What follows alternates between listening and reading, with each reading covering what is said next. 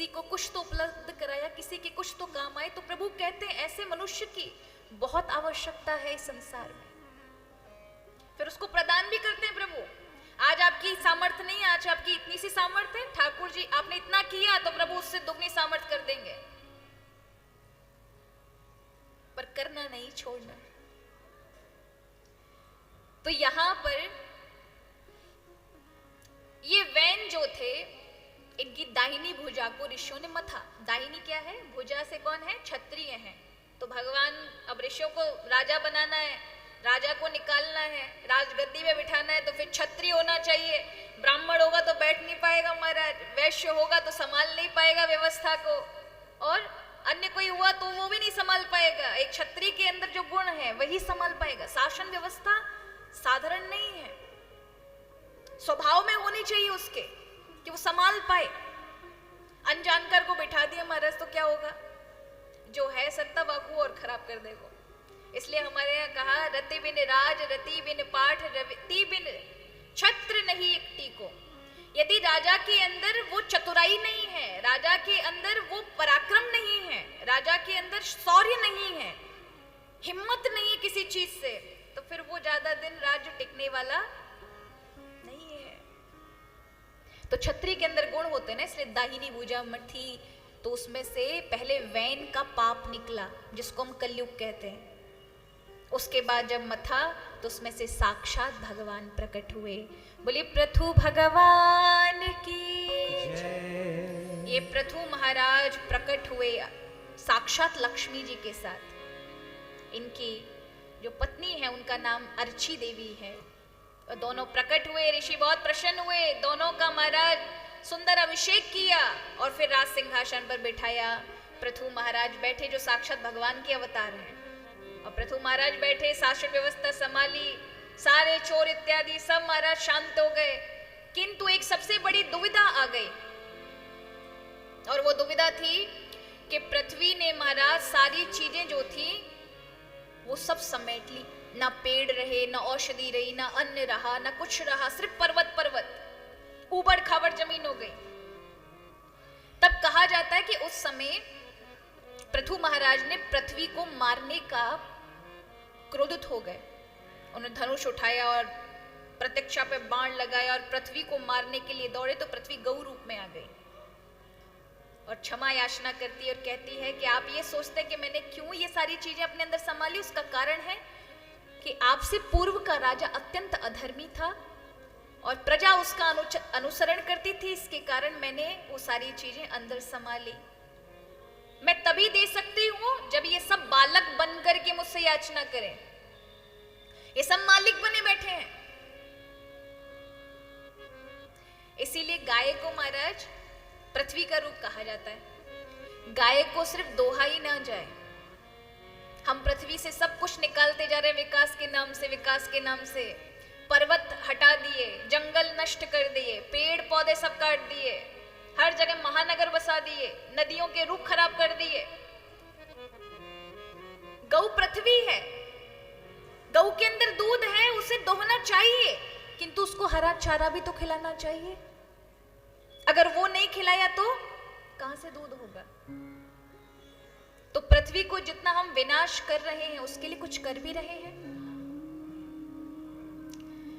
पृथु महाराज को कहने लगी कि अगर ये बालक बनकर आए तो मैं इनको दूंगी। तो सब बछड़े बने, पृथु महाराज भी बने। पृथु महाराज ने मनु महाराज को, जो इस मनुष्यता को सबसे पहले प्रकट करने वाले मनु महाराज हैं, जिनसे मनुष्य प्रकट हुए, उनको बछड़ा बनाया।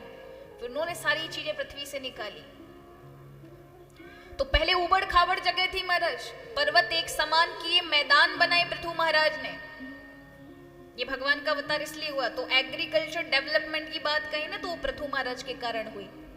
फिर मैदान हुए तो खेती करना आरंभ हुआ, और घर इत्यादि ये सब नहीं, लोग बंजारी की तरह घूमते थे। तो फिर पृथु महाराज ने विश्वकर्मा के द्वारा नगर भवन निर्माण, वहीं से वास्तुशास्त्र निकल कर आता है, किस प्रकार से घर होने चाहिए, रसोई घर किस दिशा में होना चाहिए, स्नान घर किस दिशा में होना चाहिए, बैठक कहाँ होनी चाहिए, देवघर कहाँ होना चाहिए, किस दिशा में होना चाहिए, ये सब विश्वकर्मा पुराण में आपको देखने को मिलेंगे। जहां पृथु महाराज और विश्वकर्मा भगवान के द्वारा सारी रूपरेखा बनवाई। तो ये पृथु महाराज पृथ्वी को फिर से दोबारा वापस लेकर आए और लोगों को एक नया जीवन प्रदान किया। इसीलिए पृथु महाराज की महिमा बढ़ी। पृथु महाराज के कारण इस धरती को, इस भूमि को पृथ्वी कहा गया, क्योंकि उन्हें दोबारा से बसाई, दोबारा से सब कुछ किया। पृथ्वी कामधेनु है महाराज, आप जो भी प्रदान करेंगे, जो भी निकालेंगे, सब मिलेगा। यहां पर चावल बोओगे तो 1 कड़ का 1000 देगी पृथ्वी। अन्न भी अगर बोओगे तो, अब यहां जहर भी दोगे तो, गांजा तंबाकू भी बोओगे तो सब निकलेगा महाराज। आप जो मांगना चाहो पृथ्वी सब देगी। पर हमें क्या खाना चाहिए, क्या नहीं खाना चाहिए, इतना तो विवेक होना चाहिए ना। पर लोग कहते हैं अरे नहीं, कई लोगों की ऐसा भी है, सारी चीज तो खाने के लिए बनी है ना, तो सब खाना चाहिए, भगवान का दिया है, तो भगवान ने जहर भी दिया, वहां क्यों रुक जाते हो? वो कोई नहीं खाना चाहता महाराज, वहां बुद्धि ठहर जाती कि नहीं खाना है। और बाकी जो चीजें हैं हिंसात्मक करके खा जानी है, ऐसी वृत्ति गलत है। भगवान का ये शरीर चलता फिरता मंदिर है। क्या है ये? देहम देवालय प्रोक्तम। देह क्या है? देवालय है। पर इसको शमशान बनाना, गंदा बनाना, कुछ भी खाए जा रहे, कुछ भी खा रहे, जिंदा मुर्दे गाड़ रहे। जो भगवान का मंदिर है इसे पवित्र कर रहे हैं। तो हमें इतना तो विवेक होना चाहिए कि क्या खाना चाहिए, क्या नहीं खाना चाहिए। तो पृथु महाराज के कारण इतिहास में भी तो बताते हैं ना, हिस्ट्री में, कि पहले आदि मानव है, आपने पढ़ा होगा सबने ना। तो फिर उन्होंने देखा तो पहले वो मांसाहार करते थे, फिर उन्होंने बाद में अग्नि पैदा की पत्थरों के घर्षण से, और उसके बाद तो फिर हम मनुष्य है ना, हर चीज को हम देखते हैं। कई चीजें पुस्तकों से सीखकर नहीं मिलती महाराज। कई बार आप एजुकेशन, एकेडमिक एजुकेशन ले लें, फिर भी नहीं समझ आता जब तक आप असल जिंदगी नहीं जीते। कई चीजें तो आपको देखकर के ही संसार से ही सीखनी पड़ेगी। रोजी रोटी के लिए, कमाने के लिए भले ही आप पुस्तकों से सीख लें, लेकिन असल जिंदगी जीने के लिए आपको अपने ही लोगों से, अपनी ही इस दुनिया से सीखना पड़ेगा। तो मानव बहुत कैसे थे, हम लोग महाराज बहुत सोच समझ वाले हैं ना। तो फिर उन्होंने जांच की कि हम में और हम मांसाहारी हैं कि शाकाहारी हैं। तो फिर ऑब्जर्व किया कैसे, उन्होंने देखा बाघ, चीते, बिल्ली, कुत्ते, ये सब मांसाहारी हैं। गाय, बैल, बकरी, जेब्रा, हाथी, ये सब शाकाहारी हैं। तो उन्होंने कहा मैं कैसा हूं? ऑब्जर्व और करता है वो, और ध्यान देता है। तो फिर आदि मानव ने ध्यान दिया, अरे जो मांसाहार करते हैं वो जीभ से पानी पीते हैं, और जो शाकाहारी वो होठ से पीते हैं। अब वो अपना ध्यान करता है कि मैं किससे पीता हूँ, जीभ से पीता हूँ या। तो मैंने पूछा कि भैया आप किससे पीते हो? एक बार हमें ऐसे ही प्रश्न सुने, तो वो एक महाशय उठते हैं, हम तो दोनों से पी लेते हैं। मैंने, भैया कैसे, तुम चाट चाट के? नहीं नहीं, ऐसे पानी करो जीभ पे जाता है। मैंने, वाह भैया तुम बड़े देवता हो, कहाँ कहाँ से बुद्धि लेकर आते हो। हम होठ से पानी पीते हैं, जैसे आप गिलास से लेंगे तो आप पिएंगे, चाटेंगे नहीं। मांसाहारी चाटते हैं, चाट चाट के उनकी जीभ सोखती है जल को, पर हम होठ से पीते हैं। तब उसे कैटेगरी हुई कि हाँ मैं शाकाहारी हूं, मैं मांसाहारी नहीं हूं। तो फिर उसने खेती करना प्रारंभ किया, और फिर से जीवन में क्या, मांसाहार छोड़ा, क्या अपनाया? शाकाहार। अब देखो, शेर एक बार खाना खाता है, एक बार मांस खाएगा और पूरे दिन पड़ा रहेगा। बंदर शाकाहारी है, इसलिए बार बार खाता रहता है महाराज। कभी पत्ते चबा रहा है, कभी फल चबा रहा है, कभी कुछ कर रहा है। हम शाकाहारी हैं, हम मांसाहारी नहीं कि एक बार खा लिया तो महाराज बस पड़े रहे। तुम्हें तो सुबह का ब्रेकफास्ट भी चाहिए, लंच भी चाहिए, फिर शाम के स्नैक्स भी चाहिए, फिर डिनर भी चाहिए, क्या क्या नहीं, 24 घंटे खाते रहते। तो कहा भले थोड़ा थोड़ा खाएं, सा खाएं, इतना नहीं कि महाराज कई बार तो लोग इतना खा लेते हैं ब्रेकफास्ट में ही और फिर लंच में भी खाएंगे। किसी ने कहा एक बार खावे योगी, जो योगी होता है वो एक बार खाता है, 2 बार खाए भोगी, 3 बार खाए वो रोगी। वो पक्का लिखा लो मत, बीमार पड़ने वाले हो। और जो 4 बार खाए बाकी तो मृत्यु ही होगी महाराज, कोई नहीं बचा सके। क्यों? इतना जम के खाए जा रहे हो, प्राण शक्ति पचाएगी कैसे? हमें पर्याप्त ही उतनी मात्रा में खाना चाहिए जिससे प्राण शक्ति को अवकाश मिले 3 से 4 घंटे का, कि वो पचा सके। इसलिए कहा कि जब आप रात्रि में सोते हैं तो सोने से 2-2.5 घंटे पहले भोजन करें। एक टाइमिंग होना चाहिए कि थोड़ा सा प्राण शक्ति उसे पचाने का कार्य करे, तब आप सो तो फिर अंदर प्राण शक्ति काम करती रहती है, तो वो फिर 8 से 7 घंटे में वो पच जाता है, आपका रस बन जाएगा। हमारे उपवास किस लिए रखते हैं? उपवास का ही अर्थ होता है, जब आप व्रत करते हैं तो जो खाना आपने कहीं छूट गया है, पाचन नहीं हो पाया है, तो फिर जो पाचन अग्नि है, प्राण शक्ति, उसको खत्म करेगी। और जब खत्म करती है तो फिर जब कुछ भी नहीं बचता तो आपके शरीर में जो रोग होते हैं, प्राण शक्ति उसको हील कर रही होती है। पर हम करते क्या है? हम एकादशी पर भी हमारा बफे जैसा भोजन करते हैं। वाह, साबूदानी खिचड़ी लेके आओ, कुट्टू के पकौड़े लाओ, सिंगाड़े का हलवा लाओ, ये लाओ। अगर आप सच में स्वस्थ होना चाहते हैं तो 24 घंटे का बिना अन्न का और बिना कुछ खाए, अगर लेना भी है तो कुछ जल का ले लीजिए, जीरे का पानी ले लीजिए, आपको लेना है नींबू का पानी ले लीजिए, रसों का जूस ले लीजिए, ये फलों का जूस ले लीजिए।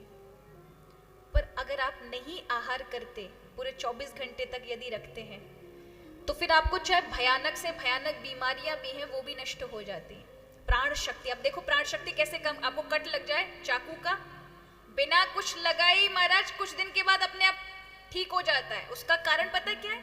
हमारे अंदर प्राण शक्ति है। जब वो देखती है कि शरीर में कुछ कार्य हो गया है, पचाने के बाद वो वही काम करती है शरीर को स्वस्थ रखने का। तो आपके खुद के शरीर के अंदर एक बहुत बड़ा दवा खाना है। आप सोचते बाहर से दवाइयां लेकर आओगे, तुम खाओगे और बस सब ठीक हो जाएगा। नहीं, एक टैबलेट क्या करेगी? वो आपकी जितनी भी नर्व्स है या आपका पीएच लेवल ये सब बदल के रख देगी। वो तो आप खुद ही कर सकते हैं।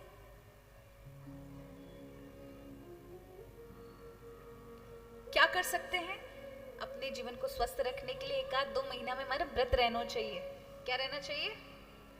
अवश्य रखो। अब तो मेडिकल भी ये प्रूव करने लग गया है कि सबको कम से कम 32 घंटे की, 24 घंटे की फास्टिंग रखनी चाहिए। नहीं कर सको तो कम से कम 12 घंटे की रखो, रात्रि तक, पर करो। और हमारे तो ऋषि महाराज चिल्ला चिल्ला के शास्त्र में कह रहे हैं, भैया व्रत रखो, व्रत रखो।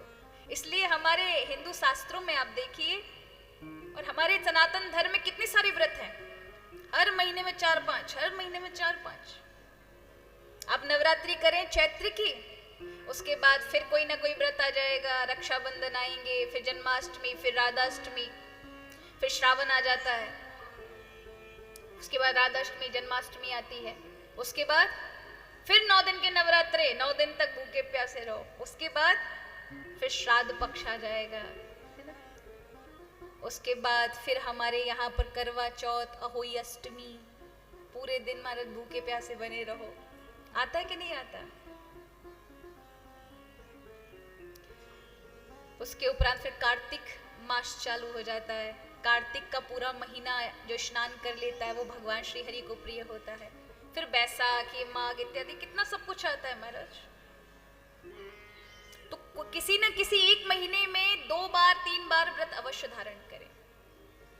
तो भगवान ने समझ दी कि क्या खाना चाहिए और क्या नहीं खाना चाहिए, तो इसमें हमें विवाद नहीं करना चाहिए। भगवान ने जो हमें जैसा बनाया उस प्रकृति के अनुरूप खाएं। अगर आप ज्यादा मांसाहार इत्यादि ये गलत चीजें इस्तेमाल करते हैं तो फिर आप बहुत जल्दी बीमार पड़ेंगे। आज छोटे छोटे से आयु में बच्चों को हार्ट अटैक आ जाते हैं क्योंकि खान पान सही नहीं है, कुछ भी खा रहे हैं। याद रखिए, अशुद्ध खाना है तो आपका जो शुक्र बनेगा वो भी अशुद्ध होगा। हमारे शरीर के अंदर सप्त धातु होती हैं और केवल जो आप खा रहे हैं इससे सूक्ष्म मन भी बनता है। इसलिए आप देखिएगा जो सात्विक भोजन करते हैं उनका मन शांत रहता है, और जो बहुत ज्यादा चटपटा, बहुत ज्यादा फास्ट फूड खाएंगे उनका क्या होगा? चंचल रहेगा मन, एक जगह टिक नहीं सकता। 10 जगह एक ही काम में 10 जगह दिमाग लगाएंगे और एक भी नहीं कर पाएंगे। इसलिए कहा खाएं, महीने में 2 से 3 बार खाओ, लेकिन प्रतिदिन नहीं। प्रतिदिन अगर खाओगे तो आप अपने मन को खराब कर लेंगे, क्योंकि अगर आप कुछ भी अन्न डाल रहे हैं उससे आपका मन बन रहा है, और आपके अंदर जो तेज औज बढ़ाता है वो शुक्र बन रहा है। अगर वो अशुद्ध अन्न से शुक्र भी अशुद्ध बनेगा तो आपको अनेकानेक बीमारियां आ जाएंगी, ना चाहते हुए आ जाएंगी, आप समझ भी नहीं पाएंगे कैसे आ गई। इसलिए का अन्न का बहुत बड़ा रोल है हमारे जीवन में। इसलिए प्राय हमारे आयुर्वेद में भी कहा है और शास्त्र भी यही कहते हैं कि भगवान के भक्तों को सात्विक होना चाहिए। जो भगवान को अर्पित ना किया जाए वो खाया। तो यहाँ पृथु महाराज ने पृथ्वी को महाराज स्थापित किया। मनु महाराज के दूसरे पुत्र प्रियव्रत की कथा आती है, जिनके वंश में स्वयं भगवान का अष्टम अवतार होता है, जिनका नाम है ऋषभदेव भगवान। बोलिए ऋषभदेव भगवान की। ये जैन धर्म में, आपने जैन धर्म सुना है? जैन धर्म में पहले तीर्थंकर कहे जाते हैं, आदिनाथ के नाम से जानते हैं, और हमारे हिंदू धर्म में ये 8वें अवतार हैं। परमहंसों का क्या धर्म होता है ये सिखाने के लिए ही इनका अवतार हुआ है। तो फिर इन्होंने राज्य किया, इनके 100 पुत्र हुए, उनमें जो बड़े पुत्र थे उनका नाम था भरत जी। देखो हमारे यहाँ इतिहास में 3 भरत हुए हैं, एक हुए ज्ञानी भरत, एक हुए कर्मयोगी भरत, एक हुए प्रेमी भरत। तो ज्ञानी भरत है जिनकी हम कथा सुन रहे हैं, ये प्रेमी भरत है राम जी के भाई, और कर्मयोगी भरत है जिनके कारण इस भारत भूमि का नाम पड़ा, दुष्यंत पुत्र भरत। क्यों उनका नाम भारत पड़ा? ये भारत किसी व्यक्ति ने नहीं रखा, अपितु देवताओं ने नाम दिया इस भूमि का उनके कारण। क्योंकि जब उनको राजगद्दी पर बिठाया गया तो उनकी संतानें बहुत थी, शकुंतला की और सबकी। तो शकुंतला के पुत्र भरत जी की बहुत सारी संतानें थी, किंतु उन्होंने अपनी संतानों को राज्य ना दे करके एक साधारण से प्रजा के व्यक्ति को राज सिंहासन प्रदान कर दिया। और मां बोलती रह गई कि पुत्र ये क्या किया, तुम्हारे पास तुम्हारे पुत्र हैं, इनको राजगद्दी पर बिठाओ। तो एक ही बात कही, मुझे इनमें मेरे जैसे और राजाओं के गुण नजर नहीं आते, और मेरी प्रजा को मैं कष्ट में नहीं देख सकता, इसलिए जिसके अंदर ये गुण नजर आते हैं उसको बिठाऊंगा। तब देवता जय जयकार करने लगे, धन्य है ऐसे राजा को। इसलिए आज से इस भूमि का नाम भारत होगा, क्योंकि भरत की भूमि है, त्याग की भूमि है। जब राजा केवल परिवार तक सीमित ना होकर के बहुत आगे तक का सोचे, वही प्रजा का अच्छा कर सकता है, जो समान व्यवहार कर सके। यदि प्रजा का कोई व्यक्ति अगर ऐसा कार्य करता है, अगर मेरे घर का करेगा तो बराबर में परिणाम होना चाहिए, ये राजा के अंदर होना चाहिए। इंदौर की महारानी थी अहिल्याबाई होलकर, नाम सुना होगा। एक ही पुत्र था उनके। पुत्र ने कोई गरीब महिला के साथ गलत कर दिया। जब उनकी महारानी को पता चला कि बेटे ने अपराध किया है, तो मंत्री कहने लगे, रानी साहिबा एकमात्र ही अपना वंश है, नष्ट हो जाएगा, इसके बाद फिर कौन वंश को चलाएगा, कौन राजा की गद्दी पर बैठेगा। उन्होंने कहा, मुझे इसके बारे में नहीं जानना, मुझे बताओ अगर ये कोई एक प्रजा का जन्म करता तो उसका क्या दंड था। तो कहा उसे फांसी पर लटकवा देना था, मृत्यु दंड होना चाहिए। तो उन्होंने कहा मेरे बेटे को भी यही मिलना चाहिए। तो सब हाहाकार करने लग गए, महारानी फिर कौन उस पर बैठेगा, इसके अलावा तो कोई है ही नहीं। तो उन्होंने कहा महादेव संभालेंगे। पर कोई मंत्री करने को राजी नहीं, सब प्रजाजन विद्रोह कर रहे हैं। तब स्वयं रानी खुद हाथी पर चढ़ करके अपने बेटे को कुचल डाला अपने ही हाथों से। अब ये कोई कर सकता है? कौन कर सकता है? जिसमें सचमुच में ये खुद की प्रवृत्ति होगी कि अगर राजगद्दी पर हूं तो फिर सबके लिए समान बल, सबके लिए समान न्याय होना चाहिए। इसीलिए राम जी उस स्तर के राजा थे। किस स्तर के थे? जिस स्तर को अभी आप सुन रहे हैं। इसलिए हम वो स्तर अपना नहीं सकते, अपना सकते अपने जीवन में। इसलिए राम जी में खोट देखते हैं, इसलिए राम जी में हमें कमियां नजर आती हैं, क्योंकि हम अपने जीवन में वो नहीं कर सकते ना। हम अपने कर्तव्य खुद से पालन नहीं कर सकते, ठीक ठीक नहीं निभा सकते। वहां पे भी हमारा निजी स्वार्थ, अगर किसी ने हमें ढंग से नहीं बोला तो हम उनसे नाता तोड़ देते हैं, हमें बुलाया चलाया नहीं तो हम उनसे जयराम जी की कर देते हैं। अब ये वाले कैसे जानेंगे राम जी के उस राज्य को, राम जी के कर्तव्यों को, जिन्होंने कभी अपने जीवन में कर्तव्य नहीं निभाए। तो एक अहिल्याबाई होलकर, उनके अंदर ये राजत्व गुण थे। राजा भरत के अंदर, जिनके कारण भारत का नाम पड़ा, उनके अंदर ये गुण थे। तो भगवान श्री राम तो साक्षात अवतार थे, उनके अंदर कितने सारे गुण थे। तो महाराज, ये भगवान श्री राम का जो राज्य है साधारण राज्य नहीं था। इसीलिए उनकी कोई प्रजा को कभी अकाल मृत्यु नहीं आती थी। उनकी प्रजा में कोई आदि मृत्यु में वैधव्य नहीं भोगता था, कोई विधवा नहीं होती थी नारी, पूरी पूरी उम्र लेकर के सभी जीते थे। चारों ओर खुशहाली थी, कहीं कोई रोग नहीं आ सकता था। ऐसा राज्य, क्योंकि वो खुद सत्य परायण थे, खुद निष्ठावान थे, धर्म को लेकर चलते थे हर चीज में। इसलिए कहा, हम नहीं समझते भगवान के गुण इत्यादि के विषय में। जब भी हम सोचते हैं, समझते हैं, बोलते हैं, ऐसा कैसे हुआ, ऐसे कैसे कर सकते राम जी। दोषारोपण करना बहुत आसान है, किंतु वो जीवन जीना अत्यंत कठिन है। तो यहाँ पर इन्हीं भरत जी, ये ऋषभ देव के जो पुत्र हुए ज्ञानी भरत, इनकी विषय में कथा आती है कि पिता को देख करके इनमें वैराग्य जागा और युवावस्था में 25 वर्ष की आयु में ही ये ग्रह का त्याग करके, आज जिसे नेपाल कहते हैं, वहां गंडकी नदी बहती है जहां शालिग्राम शिलाएं बनती हैं। आप जो घर में शालिग्राम शिला रखते हैं वो वहीं से निकलती है, इसलिए गंडकी से ही शालिग्राम शिला को लेकर आना चाहिए। गंडकी नदी का जल जिस शिला के ऊपर से गुजर रहा है वो ही शिला परम पवित्र मानी जाती है, साक्षात विष्णु का रूप कही गई है। अगर भगवान का मंदिर है, कितना भी बड़ा बनवा लीजिए, लेकिन शालिग्राम शिला होना अनिवार्य है, तब ही वहां पर शक्ति का संचार होगा। भगवान शिव का कितना भी बड़ा मंदिर बना लीजिए, लेकिन शिवलिंग नहीं होगा, तब तक वो मंदिर, शकल जो स्वरूप है वो निस्तेज है। तो भगवान के दो निर्गुण रूप हैं, भगवान विष्णु और भगवान शिव के, शालिग्राम शिला और भगवान का शिवलिंग। तो गंडकी नदी के किनारे जाकर के उन्होंने भजन किया। महाराज, कथा ऐसी आती है कि सब कुछ छोड़कर आए थे, लेकिन एक हिरण में फंस गए, एक हिरण को बचा लिया उन्होंने। और जब अंत काल आया तो केवल हिरण का ही स्मरण करके प्राण त्याग दिए। तो हुआ क्या? भगवान ने गीता में कहा है, अंत काले च मामे विस्मरण मुक्ता कलेवरम। जैसे समय निकट है और उस समय यदि आप जिस वस्तु का भी ध्यान कर रहे हैं तो आपकी चेतना अब इस शरीर को छोड़कर उस ओर यात्रा करेगी। और इस कारण से उनको हिरण की स्मृति बनी रही।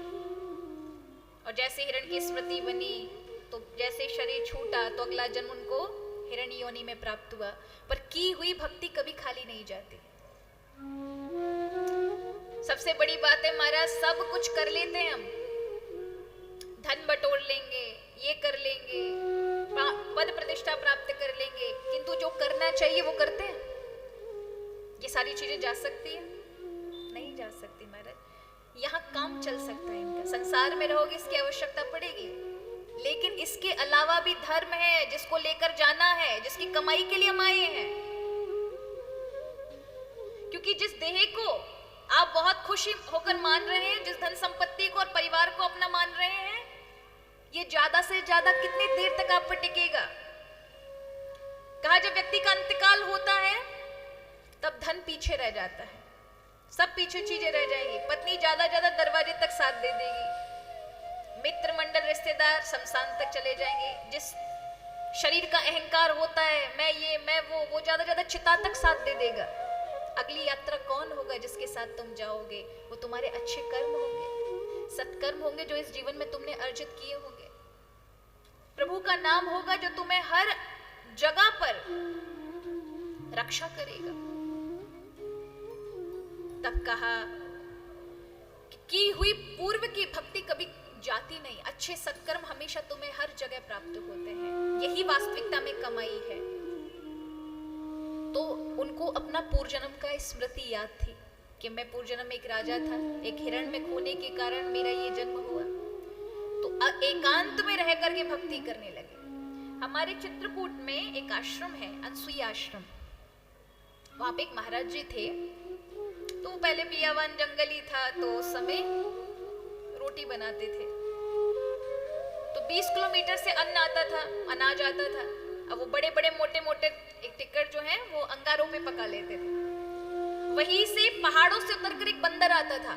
ठीक 4 बजे जब वो ब्रह्म मुहूर्त में जाप कर रहे होते, उसी समय उनके सामने बैठ जाता था। तो वो उठा करके टिक्कड़ दे देते थे। तो अपने लिए भी बनाते, एक टिक्कड़ उसके लिए बनाते थे।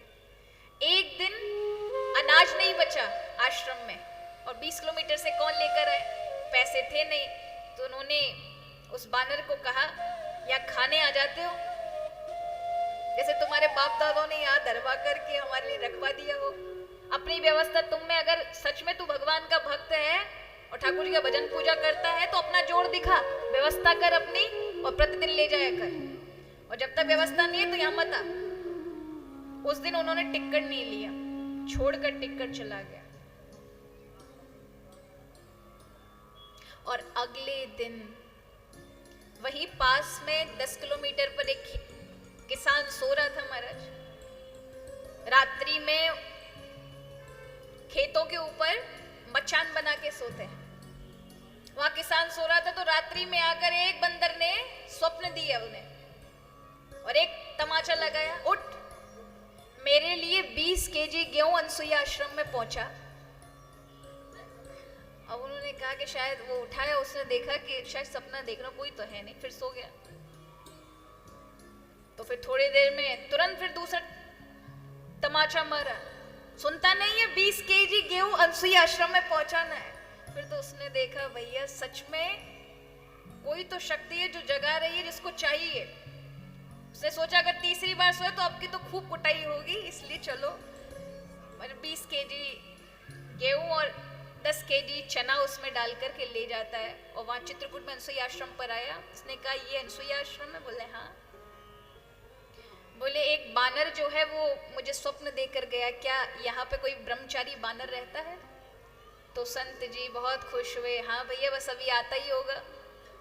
बोले रात में सोने नहीं दिया उसने मुझे, कहा कि अभी के भी पहुंचा कर आ। तभी वो पर्वत से उतर करके आते हैं। कौन? बानर राज। और वो बंदर आता है, सामने बैठ जाता है। तो संत उसे टिक्कड़ उठाते कहते हैं और उसे देते हुए कहते, भैया तेरे में भक्ति तो है, अब प्रतिदिन आया करो, ले जाया करो। भैया तेरी भक्ति का तो हमने देख लिया, अब हम भूखे रह जाएंगे पर तोकू देंगे। अपनी खूब भक्ति करो और ले जाओ। वो एक ही कार्य करता था, केवल रोटी लेने आना और फिर पर्वत पर चढ़ जाना, केवल उसी समय आना। तो कुछ ऐसे प्रारब्धवश किसी ऐसी योनि में चले भी जाएं, लेकिन पूर्व जन्म के संस्कार उनमें बने रहते हैं कि वो भक्ति उनकी उसमें बनी रहेगी।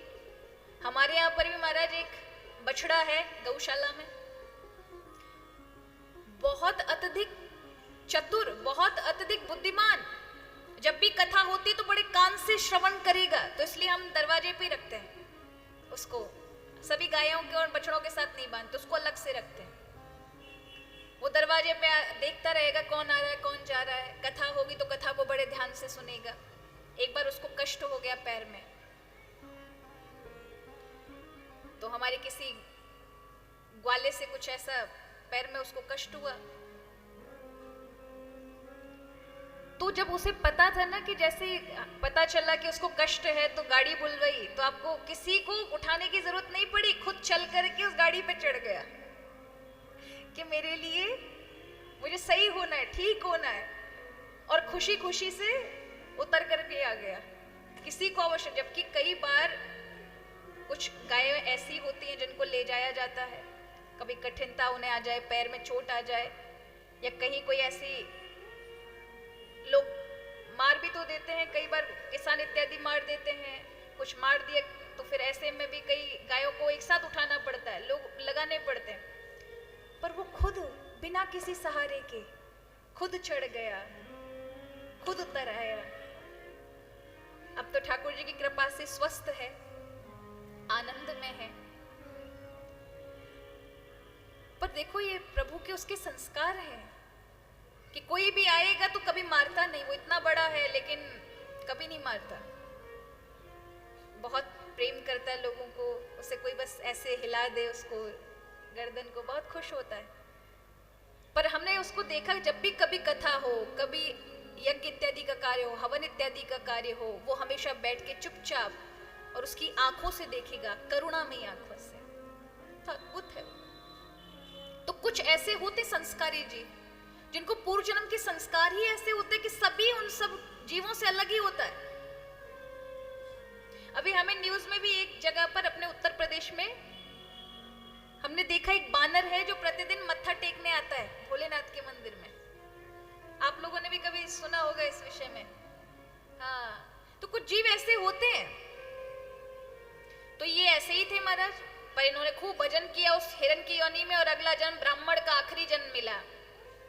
भाइयों ने परेशान किया तो फिर घर छोड़कर निकल गए, और एक दिन इच्छुमती नदी के तट पर इन्हें एक राजा मिला जिसका नाम था रहुगण।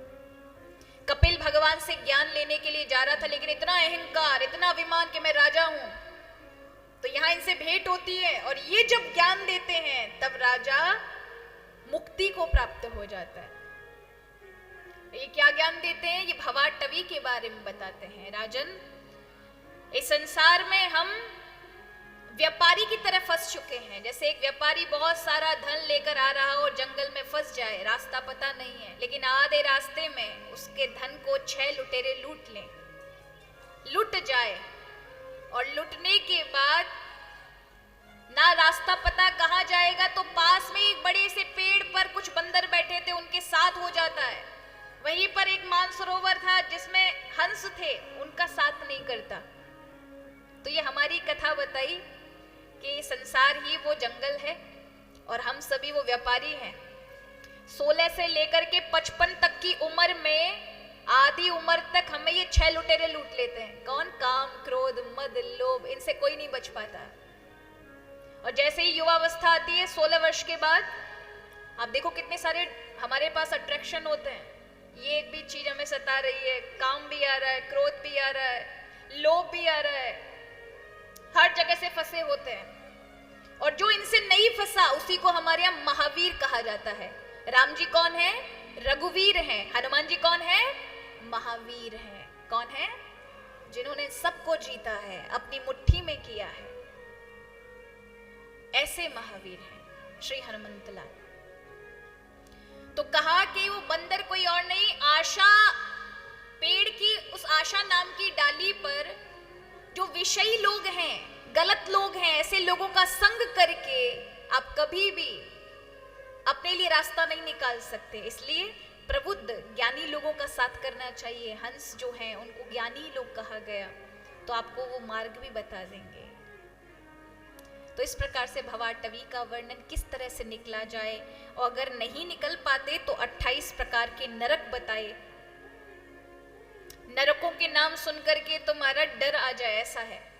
रौरव, महारौरव, असिपत्रवन, तामिस्त्र, अंध तामिस्त्र।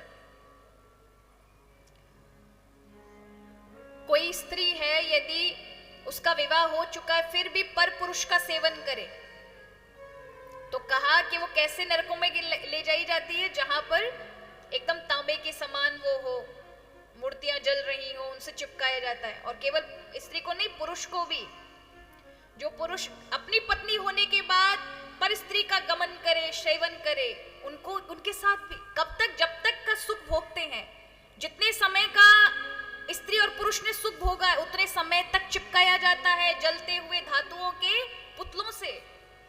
जो वेदों की निंदा करते हैं, शास्त्रों की निंदा करते हैं कि ये तो सब काल्पनिक है, ऐसों को 80 पत्र वन में नरक यातनाएं दी जाती है। 80 पत्र माने ये सारे वेद शास्त्री एकदम तांबे की तरह पहने हो जाएंगे, धातु के, और फिर तलवार की तरह काटते हैं व्यक्ति को, भोजपत्र की तरह, क्योंकि उन्हीं पे लिखे गए थे ये वेद शास्त्र, और वही काटते हैं। कब तक काटेंगे? जब तक कि आपने इनकी निंदा की है और आनंद लिया है।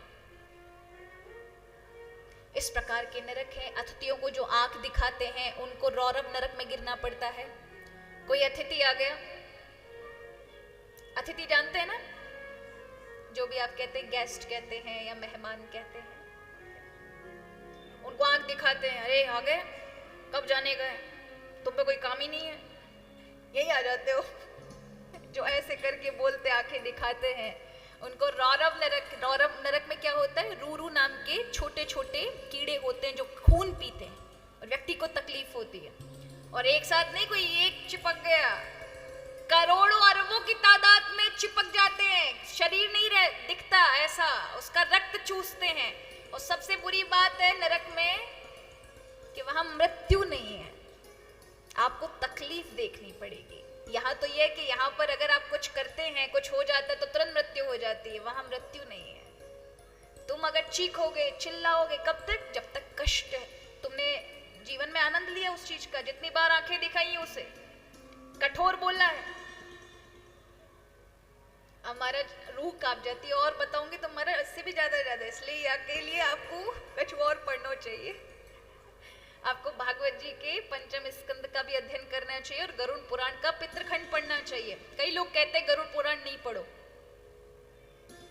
है ना? गरुड़ पुराण पढ़ने से क्या होगा? लोगों ने सोच लिया मृत्यु के बाद जो मर जाए ना महाराज, वाकई जी गरुड़ पुराण पढ़नी चाहिए बस, और कभी नहीं, बंद करके रख दो। कारण क्या है, क्यों नहीं पढ़नी चाहिए गरुड़ पुराण? किसी के पास जवाब है? 3 खंड हैं, उनमें से एक छोटा सा बीच का खंड है प्रेत कल्प, जिसमें यह बताया गया है कि मरने के बाद इंसान की क्या गति होती है, कहां कहां जा सकता है अगर कर्म बिगड़ जाते हैं, और किस तरह से उसे छुड़ाया जा सकता है। छोटा सा प्रेत कल्प, उसको देख करके लोगों ने गरुड़ पुराण पढ़ना बंद कर दिया, जबकि कितनी सारी अर्चनाएं, कितनी सारी वंदनाएं, कितनी सारी पथ्य, कितनी सारी औषधि, कितनी सारे रोगों का निराकरण गरुड़ पुराण में है। जो भगवान गरुड़ ने भगवान से पूछा था, बहुत सारी निधियां हैं, कई प्रकार की शास्त्र हैं, कई प्रकार की नीतियां हैं, पर लोग महाराज गरुड़ पुराण केवल किस लिए पढ़ना का बना लिया है, जबकि कहा है जो गरुड़ पुराण पढ़ लेगा उसका जीवन खराब नहीं हो सकता, उससे ठीक से चलाना आ जाएगा जीवन। कई लोग कहते हैं महाभारत नहीं पढ़नी चाहिए, नहीं तो घर में महाभारत हो जाएगी। अरे महाभारत पढ़ लोगे तो रिश्ते कैसे संभाले जाते हैं, रिश्तों में चूक कैसी हो जाती है तो क्या हश्र होता है, ये सीख जाओगे। और गरुड़ पुराण पढ़ लिया तो जीवन कैसे जीना चाहिए यह अकल आ जाएगी। और भगवान की भक्ति के तो इतने सारे सब कुछ भरे पड़े महाराज, पर गरुड़ पुराण महाराज नहीं पढ़ना। कब पढ़ना है? कोई मर जाता तब पंडित जी पढ़ते हैं, और जो घर वाले हैं वो तो ध्यान ही नहीं देते। जबकि पता है गरुड़ पुराण जो पीछे से ये नियम लागू किया गया कि मरने के बाद उस व्यक्ति के लिए गरुड़ पुराण करो, वो व्यक्ति के लिए नहीं हो रहा, वो व्यक्ति तुम्हें चेतावनी दे रहा है कि मैंने गरुड़ पुराण ना पढ़ो तो मेरी गति ये, तुम पढ़ लोगे तुम्हारी गति नहीं होगी। इसलिए वो चेतावनी देकर के गरुड़ पुराण पढ़वाता है, आपको सुनवाता है कि सुन लो, पर मजाल है हमारे कहां सुने हम। कोई मर जाता है, किसी की शव यात्रा निकल रही हो, हम प्रणाम करते हैं, हम रुकते हैं, हम 4 से 5 कदम चलते। क्यों? कोई मर गया, हमारा कोई इसी से कोई लेना देना नहीं, ना हम उसे जानते, क्यों प्रणाम करना चाहिए, क्यों रुकना चाहिए, क्यों 4 कदम 5 कदम चलना चाहिए? उसका कारण है कि उसने मैं चेतावनी दी कि देखो मैं तुम्हारे लिए मर के जा रहा हूं, मैंने सोचा था मैं परमानेंट हूं, पर कोई नहीं है, एक दिन तुम भी मेरी तरह जाओगे।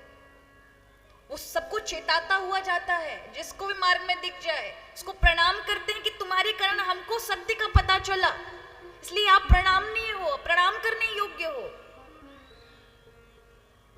लेकिन हम का महाराज, मार्केट वाले मार्केट में व्यस्त हैं, बाइक चलाने वाले बाइक में व्यस्त हैं, गाड़ी चलाने वाले गाड़ी में, उनको लगता है कि वो सब अमर हैं। मरा तो सिर्फ यही है। शमशान में भी लोगों को लेके जाते हैं तो 4 लोग बुराई करते जाएंगे, 4 अच्छाई करते जाएंगे, कुछ लोग राम नाम सत्य करते हुए जाते हैं। वहां देर हो जाए तो लोगों के देखिए, लोगों को लगता है कि हकीकत में उनके साथ तो कभी नहीं होने वाला, वो तो अमर हैं। कि कुछ लोग थोड़ा विलंब हो जाए तो फिर कई लोग तो अपनी बाइक ही वहां पानी पे धोते रहते हैं। कई लोग होते हैं, अरे कब होगा, जल्दी करो जल्दी करो। मुर्दे से ज्यादा उन लोगों को ज्यादा जल्दी होती है। देर हो जाए तो कुछ लोग तो चलते बनते हैं, कुछ लोग होते थोड़ी देर रुकते हैं, कुछ लोग जल्दी जल्दी मचा रहे होते हैं। फूक फाक कर आएंगे महाराज, 2-4 बाल्टी पानी डालेंगे और फिर गालियां देंगे, हे भगवान अभी मरना था, मेरी तो दुकान ही रह गई, हे भगवान ये कैसे, इसको अभी होना था, शाम को हो जाता। ये क्या है? हम ये समझ ही नहीं पाते। कितनी मूर्खता है कि हमको लगता है कि हम तो महाराज परमानेंट रहने वाले हैं, या किसी का ठिकाना नहीं है। वो मुर्दा इसलिए प्रणाम नहीं है कि उसने हमें बताया कि कुछ भी नहीं है, सब एक दिन ऐसे ही छूटेगा, जैसे मैं सब छोड़कर जा रहा हूं। तो यहां 28 प्रकार के नरक बताए। तो कहा नरकों से बचने के लिए, इन पापों से बचने के लिए क्या किया जाए? बोले यदि जीवन में पाप हो गए हैं तो उसके लिए पश्चाताप किया जाए। पश्चाताप माने अगर कुछ चीजें कभी हो जाए तो फिर आत्मग्लानि हो, शरीर जलने लगे कि तुमने गलत किया है, ये तुम्हें आभास हो, तो पश्चाताप की अग्नि ऐसी है कि आपके सारे पापों को नष्ट कर देगी। दोबारा पाप ना हो इसलिए भगवान की शरण जाना चाहिए, क्योंकि भगवान में यदि मन लगाया तो प्रभु हमेशा मंगलकारी है ना, तो आपको वो बुद्धि और सामर्थ्य भी सत्कर्म वाला प्रदान करेंगे कि अगर उनमें मन लगाए तो आपका मन सत्कर्म में लगा रहेगा, अच्छे काम में लगा रहेगा, बुद्धि निर्मल बनी रहेगी, मन शांत बना रहेगा। तो कहा कैसे ऐसा हो सकता है? तब अजामिल का उपाख्यान आता है, जिसने अपने जीवन काल में पाप कर्म किया, हमेशा लोगों को मारा। पहले ब्राह्मण था, किंतु एक वैश्या, एक गलत स्त्री को देख करके उसमें पत्नी भाव जाग गया, उसको पत्नी बना लिया। तो एक गलत संग, व्यक्ति का संग कितना खराब होता है। वो था ब्राह्मण लेकिन एक वैश्या के साथ रहने के कारण लुटेरा बन गया, अपराधी बन गया, लोगों को मारता था। और 80 वर्ष का हो गया, तब अब शरीर साथ नहीं दे रहा, तो उसने लुटेरे इत्यादि का कार्य छोड़ दिया। लेकिन एक दिन संत आए और उसने उनकी वेशभूषा को देखकर अपने अपराध जो हो गए थे उसका पश्चाताप किया। लेकिन वो ज्यादा दिन नहीं टिका। 2 दिन के बाद जब संत जाने लगे तो रोने लगा, मैं भी आपकी तरह कभी ऐसे ही ब्राह्मण था, भगवान का भजन करता था, पर मैं लुटेरा बन गया। साधु संतों ने कहा इसको राम नाम बताएंगे, ये राम नाम ले नहीं पाएगा, इसका मन नहीं लगेगा, क्योंकि इसने इतना गलत कर्म किया है। इसलिए कहा एक काम करो, अपने बेटे का नाम नारायण रख लो। उसने कहा महाराज बुढ़ापे में अब कौन सा बेटा होगा? बोले हम अपने तपस्या का बल देकर जा रहे हैं, अवश्य होगा, उसका नाम नारायण रखना। बालक हुआ, संतों की कृपा से नाम रखा नारायण। अब बेटे में आसक्ति थी, छोटे से बेटे में, बेटा नारायण, बेटा नारायण, हमेशा उसको पास रखता, बेटा नारायण। और बेटे के भाव से भगवान को भजा। जब मृत्यु काल निकट आया तब यम के दूत उसे खींचने लगे, इतना पापी था, प्राण खींचने लगे शरीर से। फिर चिल्लाता बेटा नारायण, बेटा नारायण। उसके बेटे ने सुना ना सुना, भगवान हरि ने सुन लिया, पार्षद भेजे और पार्षदों ने यमदूतों को मार मार के भगाया। तब उसने जब पार्षदों की और यमदूतों की बातें सुनी ना, यमदूतों ने कहा ये पापी है, इसने अपने बेटे का नाम लिया है। पार्षद कहते नहीं, ये भले ही पापी है लेकिन इसके मुख से भगवान का पवित्र नाम निकला है, वो नारायण नाम बोला है इसने चाहे बेटे के भाव से जाप के, लेकिन प्रभु का नाम है, इसलिए तुम नहीं ले जा सकते। तब उसे ग्लानि होती है, रे भाई काश मैंने भगवान का ही नाम लिया होता तो आज मेरा उद्धार हो गया होता। बेटे के नाम से भगवान के पार्षद आ गए। अगर भगवान ने मुझे समय दिया, क्योंकि मेरी मृत्यु का काल है, यदि प्रभु ने समय दिया तो मैं सत्कर्म में अपना जीवन लगाऊंगा। मेरे से बड़ा अपराध हुआ, मुझे समय ही नहीं मिल पाया। तब 10 वर्ष उसको आयु के मिले और उसने महाराज हरिद्वार में जाकर भगवान का भजन किया तो श्री हरि उसे लेने आए। प्रभु का नाम ही ऐसा है। यदि आप जब जिव्या पर इस कलयुग में भगवान के विग्रह में आप देखने जाएंगे तो उनमें शक्ति आपको दिखेगी, किंतु भगवान ने सारी शक्ति इस कलयुग में अपने नाम में डाल रखी है। किस में डाल रखी है? और सबसे बड़ी बात है, आप सब चीजें देखा होगे लेकिन भगवान का नाम नहीं ले पाओगे। क्यों नहीं ले पाओगे? भगवान की शक्ति है उसके अंदर। जो ले लेता है उसका अर्थ है एक नाम भी भगवान का आपकी जिह्वा पर है तो साक्षात श्री हरि आपके अंग संग विराजमान है। इसलिए कहा भगवान श्री राम का नाम ही ऐसा है। और भगवान श्री राम के नाम जैसा ना तो संसार में कोई डायमंड है, चाहे कितनी भी ज्वेलरी पहन लो, चाहे कितने भी नगीने पहन लो महाराज, क्या है? केवल और केवल भगवान का नाम ही है। इसलिए भक्त गाते भी हैं कि भगवान आपके नाम जैसा, आपके जैसा संसार में कोई दूसरा नहीं है, कोई दूसरा नगीना भी नहीं है, आप ही हो एकमात्र आप।